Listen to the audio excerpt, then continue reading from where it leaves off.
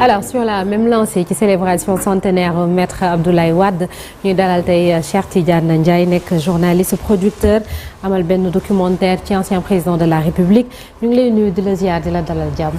salaamaaleykum maa ngi leen di nuyu yéen ñëpp nuyu Chérif yow nuyu Malick et Cheikh Tidiane. Et puis di nuyu seen ay téléspectatrices ak seen ay téléspectateurs. merci beaucoup merci Chérif. waaw ñu gërëm doyen bu baax a baax déjà ci teewaay bi marqué télévision la nag Sénégal ak wàllu production borom tel quel y a beaucoup raconte un peu ak kii bëri yoo xamante ni raconte un peu waaw moom def na ci lu am solo ñu koy gërëm Abdoulaye Wade nag dañu bëgg a taxaw ci moom parce que yow déjà am nga benn production boo xamante ni def nga ko ci jëm encore di marqué anniversaire bi nga génn ci beneen facette ak jaar-jaaram c'est ça en fait man film bi ma def du en fait c'est pas un film boo xam ne dama ci toppatoo li mu def bi mu nekkee au pouvoir dama def benn film boo xam ñaari partie la première partie bi mu ngi démarré 1926 muy année de sa naissance ba 1973 maanaam année bi ñu bind le fameux manifeste des 200 ce qu'on appelait le manifeste de 73 qui est en fait à l'origine de la naissance du PDS. C'est à partir de ce manifeste-là, quand il a été signé par 200 intellectuels, parce qu'effectivement, il cherchait à trouver 200 intellectuels. Une fois qu'ils ont signé ce manifeste-là, si les ñu wëlbatiku après approfondir, créer PDS. Donc lu ma def ci film bi mooy en fait dama dellu depuis le début vraiment depuis sa tendre enfance j'ai rencontré toutes sortes de personnes qui l'ont connu, qui ont cheminé avec lui. Ba 1973, il y a presque 19 ou 20 personnes qui sont dans cette partie du film. Ça va de son grand frère Moustapha Wade jusqu'à Robert Badinter qui a fait l'agrégation avec lui en France et en passant par d'autres personnes, par exemple Maître Carré qui est l'avocat qu'il a reçu quand qu'il a reçu comme stagiaire. J'ai interrogé des gens comme Djiboka, comme Moustapha Kassé, yal na ko yàlla yërëm parce que bërki démb la fi jógee foog naa. Et puis plein d'autres personnes, Makodou Mbaye Diop, Kéba Mbaye, vraiment des gens, Khalilou Sall qui est le premier Sénégalais diplômé de Supélec, qui était le fils de Madiaye Sall. Parce que Abdoulaye Wade a habité chez Madiaye Sall, mu jógee Kébémer. Et donc man c'est plus un aspect intimiste là. Ça t'a pris combien de temps parce que li nga wax ni ça demande des archives. Ça m'a pris énormément de temps. Parce que film bi maa ngi ko commencé tourner en avril 2004. 2004. J'ai voyagé dans plusieurs pays du monde, j'ai interrogé plusieurs personnes que ce soit en France mais aussi même en Afrique je suis allé jusqu'au Mozambique, jusqu'en Angola. Rencontrer des gens qu'il avait connus à l'époque quand il était étudiant en France parce qu'ils habitaient tous à l'époque à la cité universitaire. Faut pas oublier que xam nga jamono yooyu on était encore sous la colonisation. Et puis j'ai rencontré toutes sortes de personnes yu mel noonu yoo xam ne donc j'ai mis presque de 2004 à 2007 à tourner le film. À rencontrer les gens parce que comme ay nit la yoo xam ne pour nga gis leen yenn saa yi c'était difficile. Il fallait s'organiser. Je suis par exemple allé plusieurs fois en France pour faire l'interview de Badinter. Des fois il était souffrant, des fois il était ceci, etc. Et faire l'interview d'autres personnes aussi d'autres par exemple des gens Edmond Maire avec qui il a prêté serment le même jour. Le 1er novembre 56 et en plus je me suis organisé quand même pour def yenn affaires yi dans les lieux, dans les contextes. Par exemple Edmond Maire, je l'ai interviewé, le tribunal de Besançon m'a permis de faire ça dans la salle même où ils ont prêté serment en 1956. Parce que Cheikh bu ñu xoolee sa démarche kon boo tëboon rek wax ci Abdoulaye Wade le politicien le président loolu ñëpp xam nañu ku nekk am na loo si mën a nettali donc bu ñu xoolee da nga indi lu nga xam ne lu gën a intime la lu nit ñi xamul woon mu jaral la nga jël sa temps jël sa xaalis jël avion jël oto jël gaal fu ne nga jaar fa pour indil nit ñi lu nga xam ne xamuñu ko woon ci Wade parce que Wade avant muy nekk président dafa am fu mu jaar. C'est très important parce que nit la koo xam ne am na jaar-jaar quand même boo xoolee bu baax moom déjà période bi mu dem France parce que moom en février 1950 la Abdoulaye Wade dem France. période boobu xam nga c'est une période charnière. parce que fekk na ñu génn ci deuxième guerre mondiale. africain yu bëri di wax affaire indépendance. donc moom bi période boobu la yegg France et il a participé à tous les combats yu amoon à l'époque il a été membre de la FEANF par exemple la fédération des étudiants d'Afrique noire française. Il a milité au sein du MLN qui était un mouvement qui avait été créé par Joseph Kizerbo. Il a milité même au niveau de RDA parce que RDA à ce moment il y avait une rupture. Il y avait des gens qui étaient restés proches à Houphouët et une autre partie qui était dirigée par Cheikh Anta. Donc, et puis il a participé, il ne faut pas l'oublier, au premier congrès des artistes et africains noirs en 1956. Donc vraiment moom am na jaar-jaar par exemple kii ñu gis ni Christiane Yandé Diop ça c'est présence africaine fii aussi dafa doon dem di bind di dem c'est-à-dire que vraiment période bi benn période bu charnière la woon te moom il s'est beaucoup impliqué là-dedans pour comprendre pour def yenn affaire il est allé jusqu'à Londres au 200 Gower Street à l'époque qui était le lieu où se retrouvaient tous les nationalistes africains. C'est comme ça qu'il a rencontré. Moi, j'ai des photos de lui avec Julius Nyerere, avec des gens comme ça. Donc c'était vraiment quelqu'un. jaar-jaaram may na ko mu nekk au contact de enjeux yi amoon à l'époque parce que l'enjeu vraiment moo doon ñu génn peut-être si colonisation jéem a dugg si moom suñu bopp.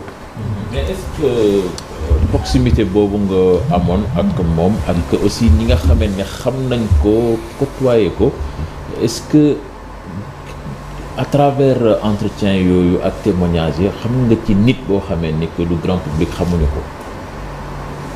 xam naa si kan nga ne naka. am nga facette boo xam ci Ablaye Wade boo xamee ni que le grand public.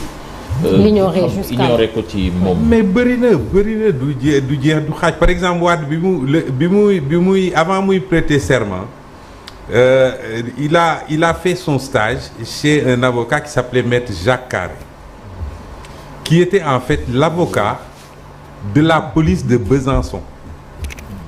Et à l'époque, faut savoir une chose, c'est l'époque du conflit franco-algérien.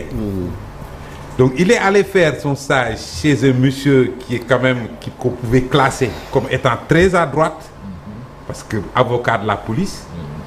Quand il en est sorti, il est allé, que ce soit à Grenoble, à Besançon, toute la région lyonnaise, il est allé défendre les Algériens. xam nga loolu ça fait quand même je pense que loolu moo tax je dis toujours que c'est un homme nuancé. nekkul si benn affaire rek taxaw foofu ne lii moo am ku si génn doo bokk et cetera il est très nuancé donc dem na def stage chez quelqu'un qui est d'extrême droite et pourtant il est sorti pour aller défendre des Algériens qui étaient en fait face à la police en fait. Parce qu'ils étaient arrêtés souvent par la police de Besançon, etc. Bon, et puis du bëri na par exemple boo xoolee bu baax aussi si ay jaar-jaaram moment bi muy entre moment bi muy pare étude am ñibbi si Sénégal en 1959. Il y a très peu de gens qui le savent, mais Wade était là lors de l'inauguration de l'université de Dakar. Il faisait partie des gens en tant qu'enseignant qui étaient à l'université. Bon, il y a plein d'autres aspects. Par exemple, Kwame Nkrumah bi ngay gis nii moom si boppam moo ma wax ne passage bi mu am entre la conscience individuelle ba dem si conscience de la collectivité. C'est grâce à ce texte-là que j'ai mis dans le film d'ailleurs, qui est un texte prononcé par Kwame Nkrumah en 1945 à Manchester lors de la conférence des nationalistes africains. Et loolu bi muy am boobu moom fekk na il était maître d'internat au lycée Van Vollenhoven ici. boobu jógeegul sax Sénégal. donc noonu la xamee. noonu nee na moom ci texte boobu bi mu liiree texte boobu si la jógee il a fait le passage d'une conscience individuelle a une conscience collective et confiance de la communauté. ci documentaire bi waxtaan nga ak moom président Abdoulaye Wade en parlant du panafricanisme dañoo am jamono ji ay njiit yoo xamante ni ay ndaw lañu ñoom tamit dañoo yàgg prôné loolu de ce que vous avez parlé avec lui moom ci li ngeen waxtaan ci wàllu panafricanisme ak ñii ñu jiite jamono ji niñ koy doxalee wala niñ koy waxalee naka nga ko gisee ndax am na ay similitude ndax benn la wala. non booy xool panafricanisme rek la mais lépp mu ngi dépendre ci approche ak ndanga ko ngoy def ba jéem a mettre en œuvre yenn affaires yi parce que Wade moom c'était un pragmatique nekkul woon koo xam ne dafa arrêté ci ay slogan ak ay incantation ak yooyu daf doon xool li mën nekk mu jéem ko def et en fait boo xoolee am na yu bëri yoo xam ne peut-être nit ñi xamuñu ko mais Wade par exemple c'est grâce à Abdoulaye Wade aujourd'hui qu'au niveau de l'Union africaine il y a autant de commissaires femmes que de commissaires hommes. C'est lui qui est allé se battre au sommet de Maputo en 2008 pour faire en sorte qu'il y ait une parité. Voilà. Et c'est un humaniste. Par exemple, la peine de mort, c'est Wade qui l'a enlevé d'ici. C'est pas du quelque donc panafricanisme man nu ma ko gisee si moom de en tout cas. Oui. Pour moi, il a fait des choses. C'est-à-dire, il a fait, comme nous l'avons wax léegi ak Souleymane, il y a la fusion du MAP et de l'Oméga, de son plan Oméga, qui a donné naissance au NEPAD. Avant ça, il faut savoir que Wade, c'est quelqu'un, il a voté et fait campagne pour le non au référendum de 58. Il a voté et fait campagne pour le non à la Constitution de 1963. Il a défendu Mamadou Dia. Hein? Et vraiment, moi je pense que moom si penser de manière globale moom musul xalaat simplement Sénégal Afrique la mus xalaat te lu waral loolu mooy Wade a fait Ponty. Ponty à l'époque ñu fa nekkoon ñëpp ils avaient cette teinte panafricaniste parce que foofu amul woon comme ñoom moom ni ma ko waxee amul woon sénégalais béninois ou daoméen à l'époque hein ou le ivoirien et cetera c'était des africains c'était des africains tout court et quand ils sont partis en France d'ailleurs il y a eu ci la ñu mën créer FEANF est-ce que xam nga ne FEANF nu mu amee woon bu njëkk man France laa jàngee yàgg naa fa def naa fa plus de 10 ans ba ma nekkee France musuma gis association bu regrouper ay étudiants africains. Alors que ñoom seen époque dañu amoon seen kii seen et cetera donc et même il y a des choses man am na benn anecdote boo xam ne mën naa leen ko nettali. En 2004 je vais le voir un jour et fekk mu bëggoon ma ànd ak moom France parce que dañ ko invité woon au mois d'août 2004. Chirac moo ko invité woon à Toulon sur le Charles de Gaulle alors may waxtaan ak moom mu ne ma wéy mais affaire tirailleurs yi ma nekk moi président vraiment man lu ma étonné mooy naka la demee ba au bout de 44 ans benn chef d'État Afrique francophone ñemewul jël sur lui d'organiser quand même une fête pour rendre hommage aux tirailleurs. Il me dit mais comment? Je dis que oui monsieur le président moi je ne connais pas un seul chef d'État d'Afrique francophone bu xalaat jël benn jour rendre hommage au truc mu ne ma oui mais tu sais man affaire tirailleurs yi je connais mais xaw ma lépp par contre il me manque des informations ma ne ko bon man dama am suma xarit boo xam ne on a fait ñoo defandoo suñu 3e cycle Paris à l'Institut français de presse c'est un Camerounais s'appelle Charles Onana qui a écrit La France et ses tirailleurs. Alors sur ce on s'est quitté parce qu'il y avait d'autres personnes qui arrivaient ma dem ñibbi sama kër mais mu woo ma si guddi gi ne ma est-ce que mën nga ma jox livre bi ma jël livre bi jox ko benn gendarme moo ñëw ba sama kër ma jox ko il a lu le livre dans la nuit il m'a appelé à 8 heures ma dem seeti ko mu ne ma mais écoute mais on va organiser une fête des tirailleurs. Et par exemple, fait des tirailleurs boobu je pense que ça a été quand même presque utilisé comme un marqueur avec le nouveau avec ceux qui sont actuellement au pouvoir. Mais il faut pas oublier que c'est Wade. ba ci Demba ak Dupont bi. Ah oui, c'est Wade qui a quand même osé ouvrir le couvercle et dire oui, il faut qu'on fête ces gens-là Et comme il le dit, moi, il me l'a dit après, etc., comme il le dit, mais l'Afrique a contribué à la naissance du monde libre. Il y a eu des centaines de milliers d'Africains yu demoon guerre yi ñu si bëri dee ñu si bëri gaañu et puis on veut passer par perte et profit et puis on ne veut pas que ñu wax si Wade moo fi jëkk en 2004 organiser une fête des tirailleurs. Pour moi yooyu loolu c'est plus panafricaniste que beaucoup de discours. Ouais. Mais il y a aussi ce festival aussi mondial des arts nègres qui est à Dakar. Mais bien sûr. Fesman, mais bien sûr. Mais ça aussi boo xoolee wan ouverture d'esprit moom même le grand théâtre. Il m'a dit clairement Senghor l'a pensé, moi je l'ai fait. Il est pragmatique. C'est-à-dire il est pragmatique, voilà, c'est ça. C'est-à-dire que c'est pas quelqu'un qui s'intéresse beaucoup à l'accessoire. Moi en tout cas période bu ma nekk ak moom yëpp vraiment musuma ko gis mu nekk ci ay détails, des trucs comme ça. Il est pragmatique. Il voit grand et il n'a pas de complexe. Absolument. Le fait qu'il n'ait pas de complexe, ça c'est quelque chose de fondamental. Et moi je tiens à lui rendre hommage par rapport à ça. Parce que bi may commencé film bi man dafa fekk may def benn film sur la Banque ouest-africaine de développement en 2003. Moment boobu man xamoon naa xel ne bëri na ay nit yu ko proposé surtout des boîtes occidentales yu ko proposé woon xëy na def film sur moi. Man si laa dem wan ko scénario ne ko man j'ai fait des recherches sur vous depuis quelques années et dama bëggoon def benn film. Il a pris le document, il m'a rien dit, il m'a dit on en reparlera. Moi j'étais là pour l'interviewer donc man su ma interview dem. En avril, il m'appelle, il me dit écoute, tu peux commencer le film. Mais je te dis quelque chose, j'ai au moins 20 propositions dans ce sens. Mais moi, je te fais confiance. Donc c'est pas quelqu'un de complexé, il n'est pas Wade n'a pas de complexe, il est pas dans des parce que moi yenn saa yi j'écoute certains discours yoo xam ne daf may niru plus du complexe que du panafricanisme.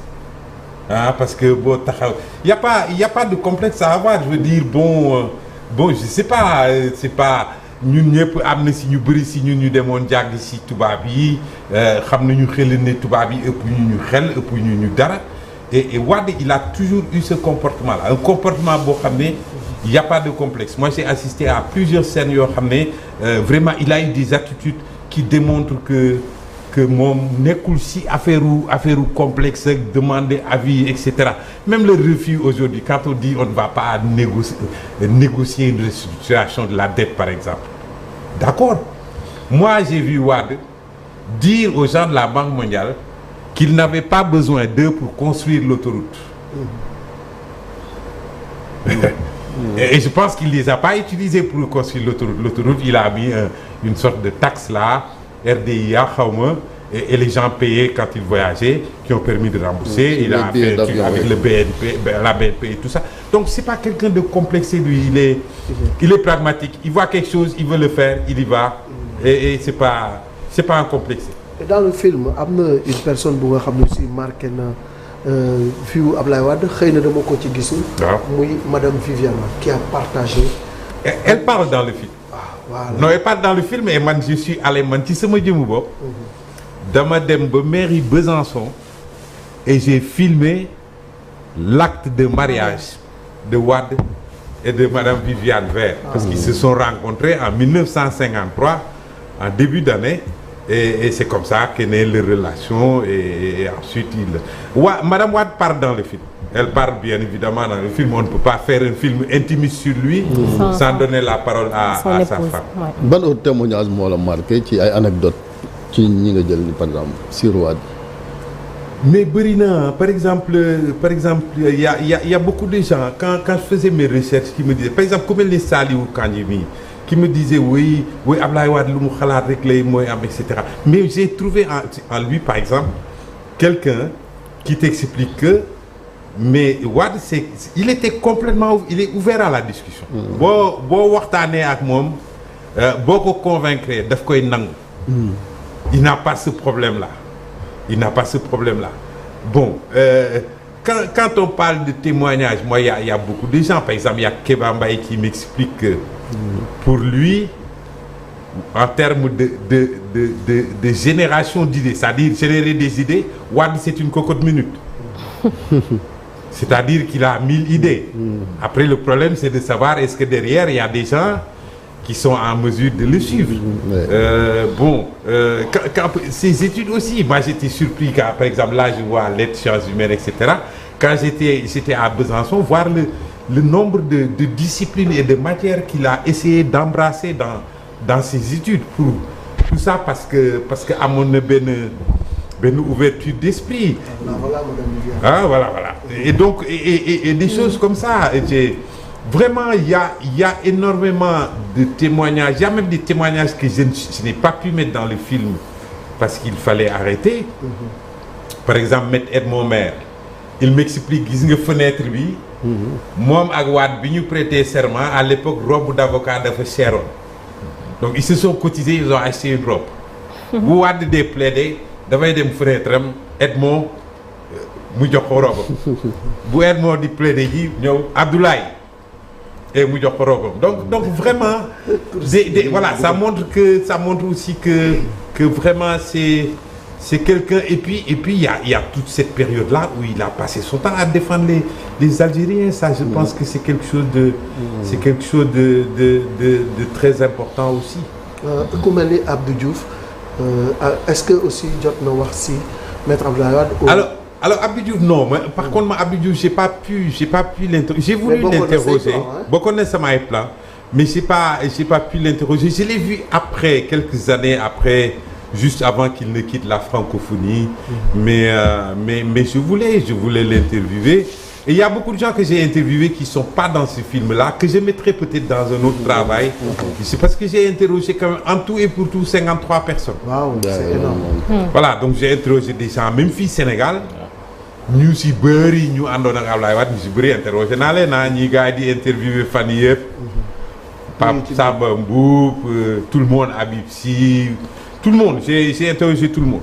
Mais loolu pour l'instant utilisé guma ko. D'accord. Voilà. Et ça vous a pris au total combien d'années pour réaliser documentaire bi et puis... En tout cas, moi j'ai commencé en 2004. Oui. En 2007, j'ai fini la première partie. La deuxième partie, ça m'a pris un peu plus de temps parce qu'après il y a eu quelques petits soucis jusqu'en 2011.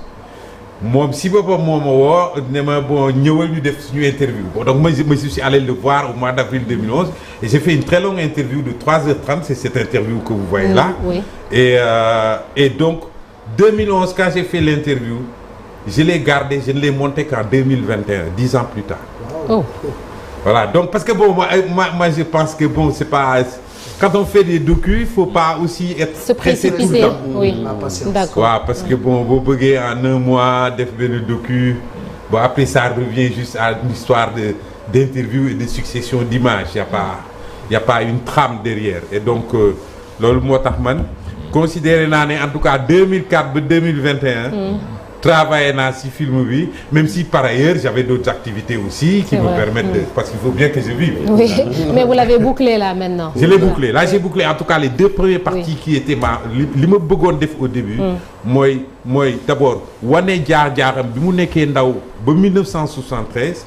Et puis wane maintenant lii mooy interview bi ngeen di gis nii. Ça c'est à la présidence ça. Ça c'est à la présidence. Ça c'est le 9 avril 2011. Wow.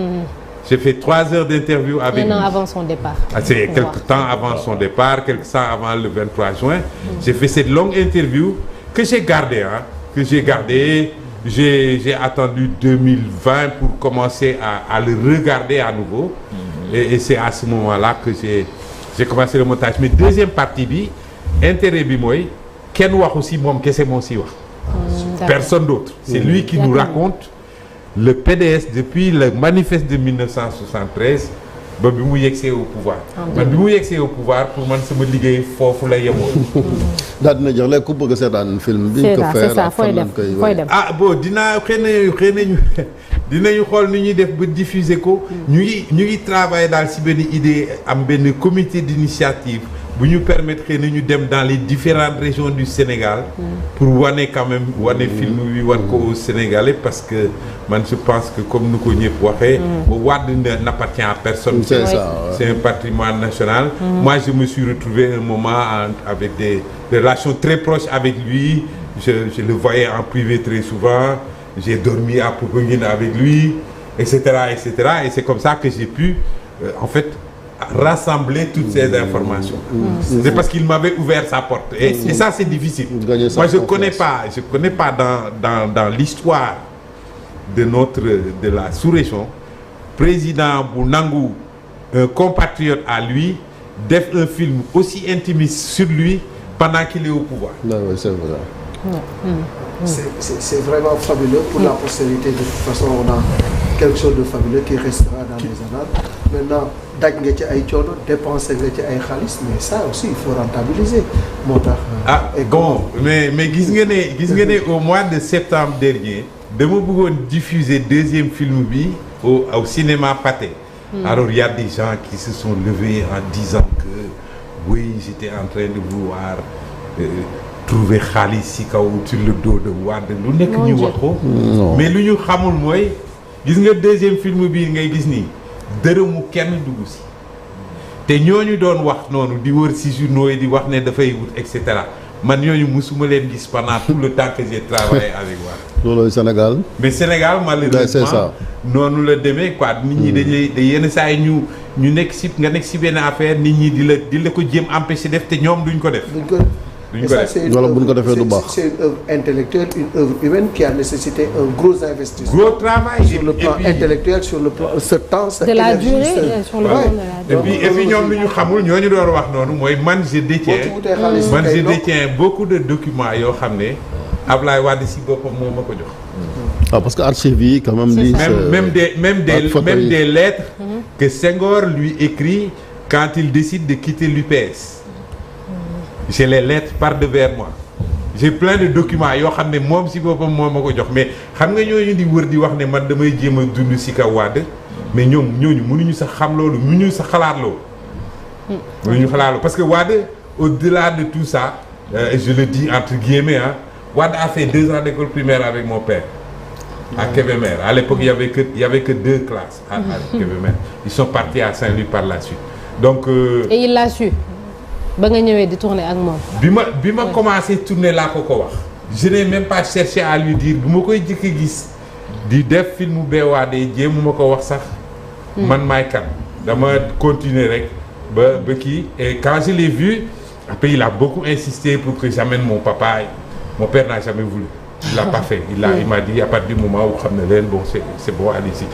Ouais. Et donc c'est quelqu'un vraiment ceux-là qui pensent que moi j'essaie de profiter ou de faire quoi que ce soit ils se trompent parce que moi ce que j'ai fait sur Abdoulaye Wade eux ils ne pourront jamais le faire.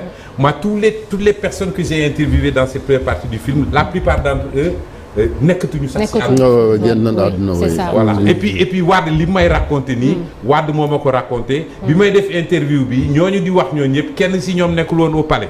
Il y avait moi le président les gendarmes, mon équipe dont Vieux Diouf. Oui, Vieux Diouf, notre réalisateur. Vieux Diouf qui est votre réalisateur, ouais. C'est lui qui a fait le son. Ouais. J'avais 3 caméramans. On a fait un truc, il y avait le président, une personne qui est décédée, le professeur Ibader Cham, et une autre personne dont je tairai le nom. Vieux moom yàgg na ci xarmat mais dina ñëw ci cérémonie démb ba. Dégg nga le président Bassirou Diomaye Faye. ci discours bi concernant Wade. noo ko gisee loolu. Mais pour man loolu mu wax noonu dëgg la parce que xam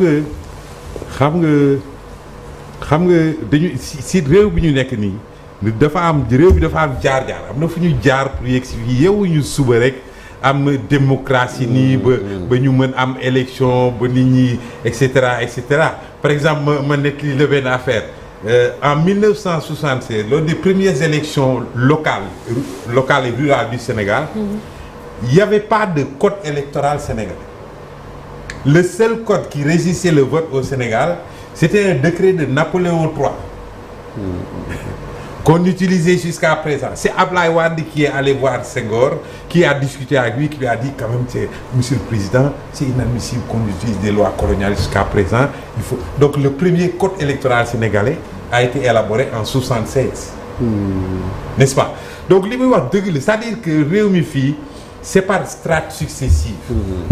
Il faut que ñu comprendre benn affaire. Yow bu ñu la falee à 54%. Mais il y a 46% des Sénégalais qui ne t'ont pas élu. Ça veut dire quoi? Ça veut dire que ces 46%-là, mais tu ne peux pas gouverner sans eux. Non.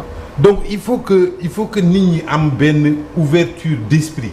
Bu leen permettre ñu comprendre ne que c'est pas parce que ton parti n'est pas un parti de patriotes comme s'appelle le PASTEF que tu n'es pas patriote. On est tous des patriotes. Hein. On a je veux dire, on est tous là, on a bon, moi, d'autres personnes, on a la possibilité peut-être de rester ailleurs, de ne pas rentrer chez nous. On est rentré chez nous, on a jël ay risques, créer une entreprise, di employer ay Sénégalais. Di employer ay Sénégalais. Donc man, c'est pas parce que da nga ne yaa ngi que Pastef que tu peux me dire que tu es plus patriote que moi. Amul benn sens. Donc li président wax pour man dëgg la, il faut que ñu am ouverture d'esprit. Il faut que nous ayons un peu de patience dans ce qu'on fait. Et il faut qu'on accepte que nous sommes des fils du Sénégal et que l'Union def muy jëmale kanam Sénégal, il faut que nous boole ci Sénégalais yépp. Mënuñu jël rek benn boor ne ñooñu ñoo am vérité. Personne n'a la vérité. Personne n'est détenteur de la vérité. Patience boobu mi ngi woon ci Wade xëy na ci film bi ñu bëri nee nañ sax demoon na ba xelam génn ci nekk président loolu wax na la ko wala. oui non loolu je pense pas loolu foog naa nit ñi dañuy wër di ko wax rek. mais musul génn si continuer son combat. Moom il a toujours été convaincu. musul découragé. Il a toujours été convaincu.